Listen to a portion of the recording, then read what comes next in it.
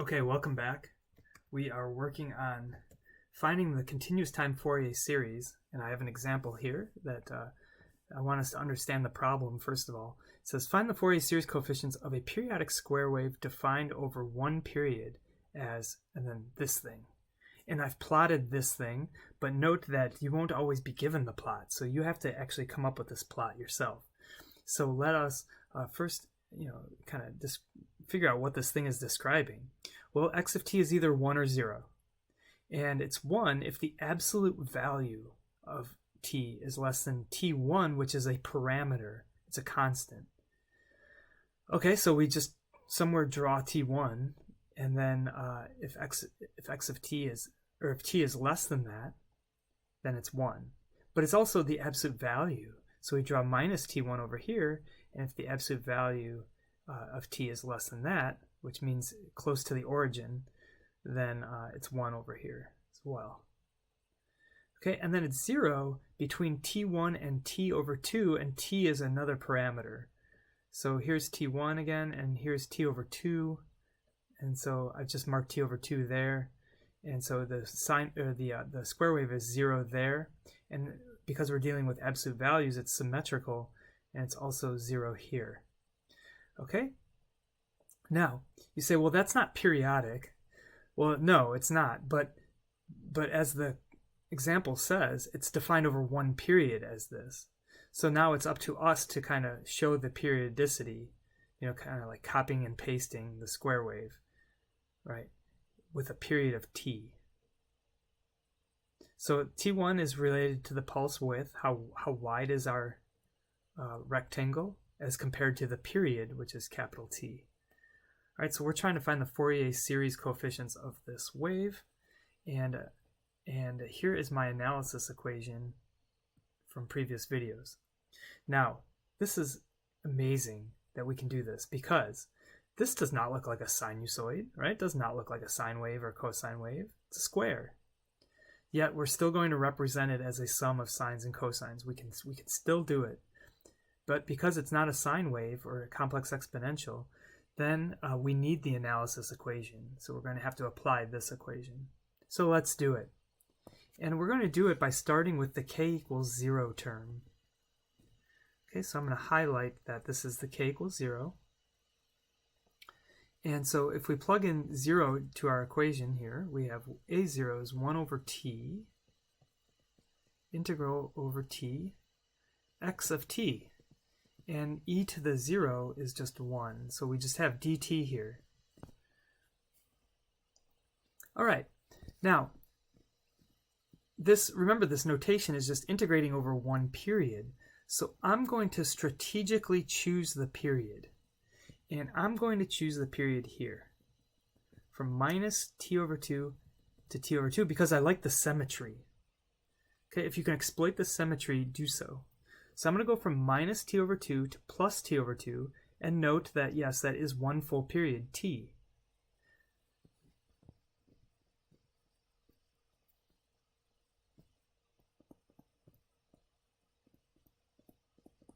Okay? Further, in that full period, if you like to think of integrating as accumulating area, then there's really no area at this 0 part. There's no area at this 0 part. So really, we just have to integrate from minus t1, that's where the signal becomes non-zero, to t1. Like this.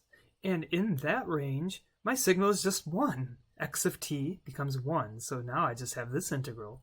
That's really nice. So when I do that integral, I get 2t1 over t. And that is the answer for a0. Right? That's the Fourier series coefficient for a0. Now let's move on to k not equals 0. In this case, ak, and I'm going to use the same trick. So I'm just going to integrate from minus t1 to plus t1. And in that range, x of t is 1. And so now I'm left with e to the minus jk omega 0 t dt. Right? Because now k is not 0. So I have this. All right, but this is still not bad. This is just single variable integration. So I can pull out, or do the integration, -1 over jk omega 0 e to the minus jk omega 0 t, integrated from minus t1 to plus t1. And as a sanity check, whenever I do an integration like this, I always stop and I take the derivative and see if I get back the integrand, since derivatives and integrations are inverses of one another. So when I use the chain rule here, that cancels, and I do get left with the integrand. So I know that I have the right antiderivative. So now I will write this as -1 over jk omega 0 t, and plug in the bounds. This gives me e to the minus jk omega 0 t1 minus e to the positive jk omega 0 t1, like this, right? Now I'm going to bring in, next, notice that I have omega 0 t here. And remember what omega 0 was. It's related to t. The fundamental frequency is 2 pi over the fundamental period. In other words, omega 0 t is 2 pi. So this is just 2 pi in the denominator there.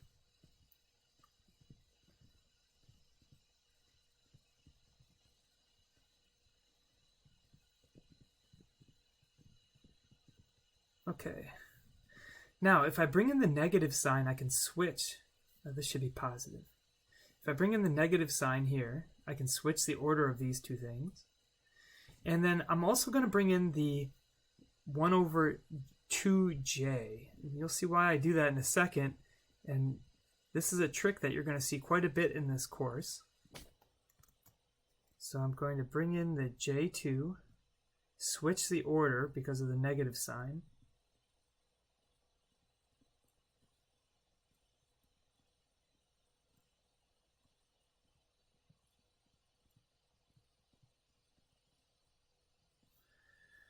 Now, do you recognize what we have in parentheses? Hopefully you do. If not, that's okay for right now. But that's a sine wave. Using Euler, that's sine of k omega 0 t1, actually. So that's our answer for when k is not equal to 0. So we conclude that ak is 2t1 over t when k equals 0, and sine of k omega 0 t1 over k pi when k does not equal 0. And notice this, that is our answer, but notice that we had to handle the k equals 0 term separately, because notice our k not equal to 0 term does not behave well when k is equal to 0. We have 0 over 0 because the sine of 0 is 0.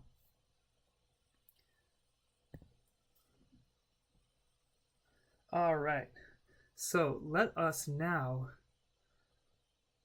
try to understand our answer. So this, I don't want you to be confused. This is the answer, okay?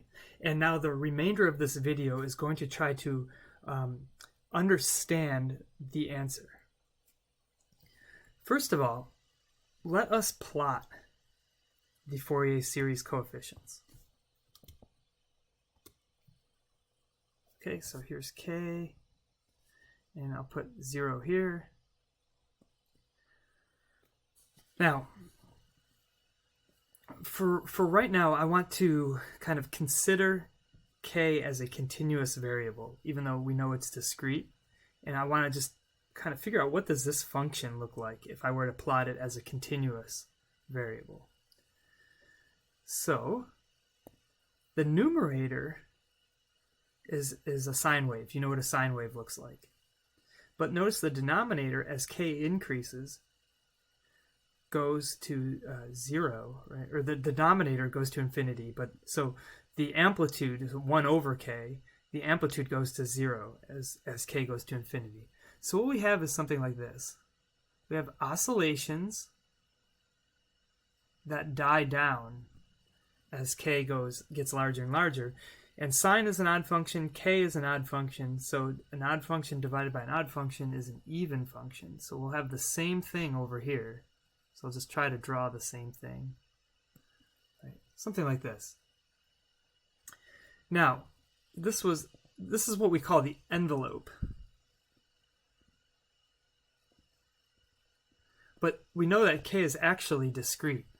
So k takes on these discrete values. Like this might be the k equals 1 term that I'm drawing now. This might be the k equals 2 term. It has to be symmetrical because that's an even function. Okay, so it's these red bars that I'm drawing right now. These are the Fourier series coefficients. Okay, and I'm purposely not labeling because I don't know exactly where, because we're not given t1 and we're not given t, so we don't know exactly where on this envelope we're sampling from.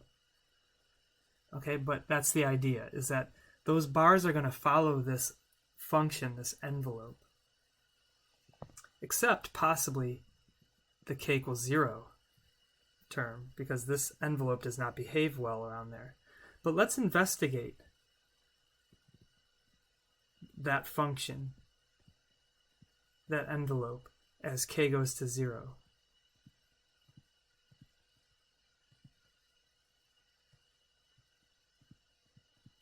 Okay, so we can do this using L'Hopital's rule. So this would be omega 0 t times cosine of k omega 0 t1 over pi.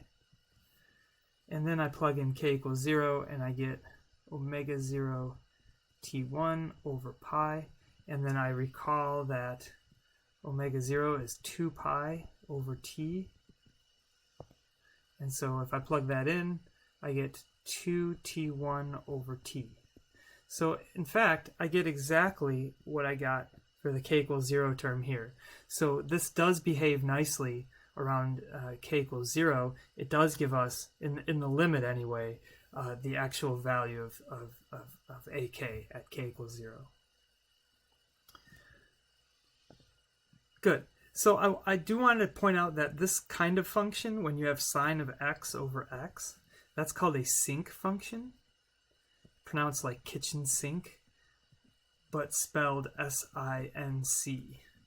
So you'll see this a lot in signal processing, signals and systems, this sinc function. We have an oscillation that dies down as k goes to infinity. All right, let's further try to understand this. What are these heights telling us and so forth?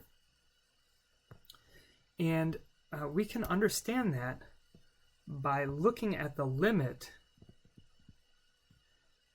as t1. We're going to play with these parameters of the square wave approach t over 2. So we're going to look at this limit. But before we do that, I'm going to try to find out exactly where these zero crossings are. Okay, so we can have an idea of the scale of this thing. Now this envelope was the sine of k omega 0 over t1 over k pi. And so if I want to know where this is 0, then I need the sine to be 0, right, the numerator. And when is the sine 0? That's when k omega 0 t1 is some multiple, I'll use m for multiple, of pi, right? Think about it. If the argument to sine was pi or negative pi or 2 pi or negative 2 pi or whatever, some multiple of pi, then sine of that would be 0. So what values of k does that correspond to? This is m pi over omega 0 t1. Omega 0 is 2 pi over t. So this becomes m t over 2t1. Okay, so when m is 1, then this zero crossing here is t over 2t1.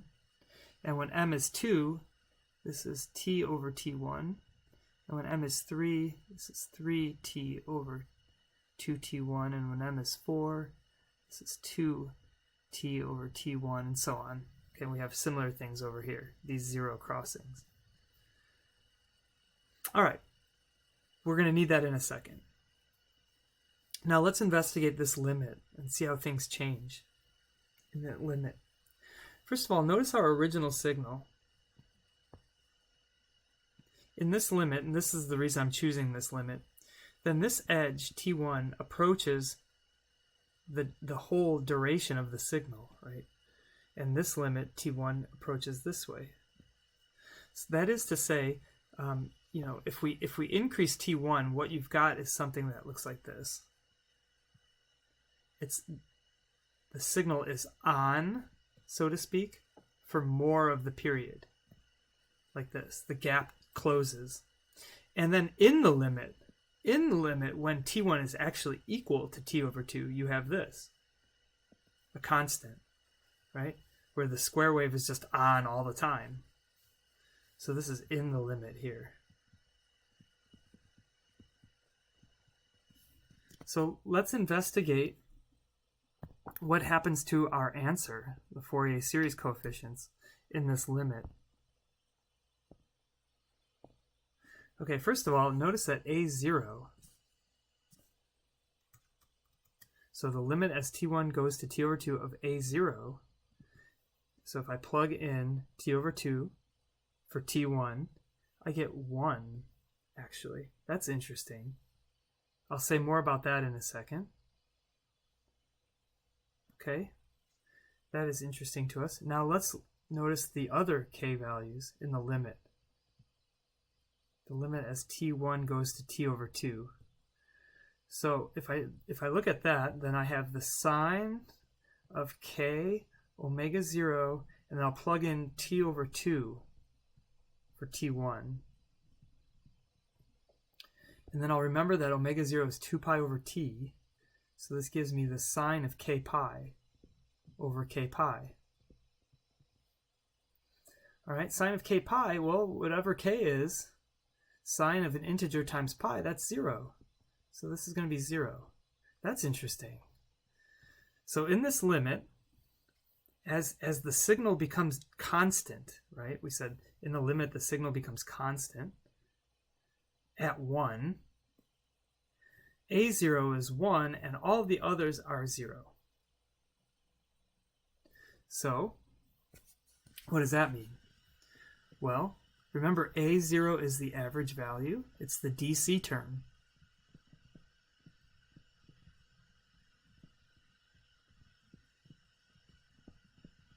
Okay, the constant, the DC value.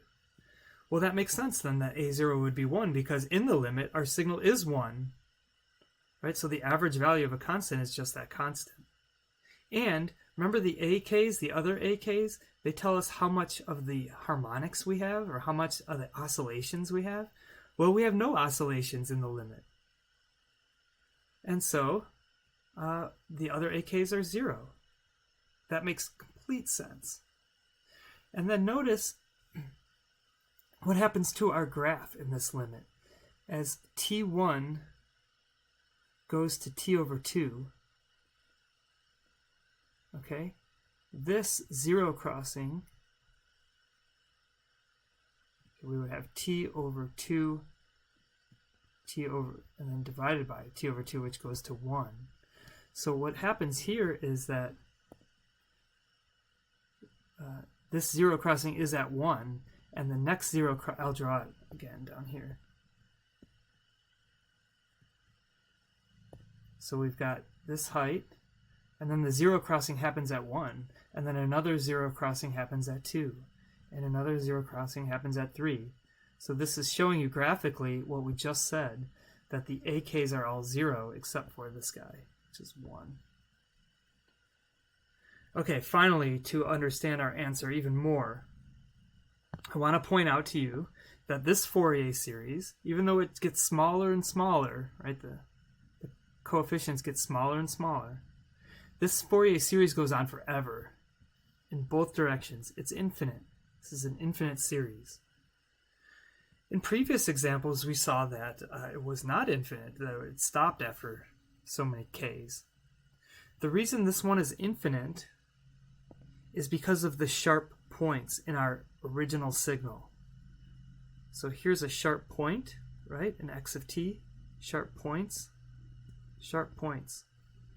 Sharp points correspond to infinite rates of change, or infinite change means an infinite frequency, because a frequency is a rate of change. So in our original signal, if we have sharp points like this, then you can expect the Fourier series to go towards infinity. We need to have energy at those high frequency components.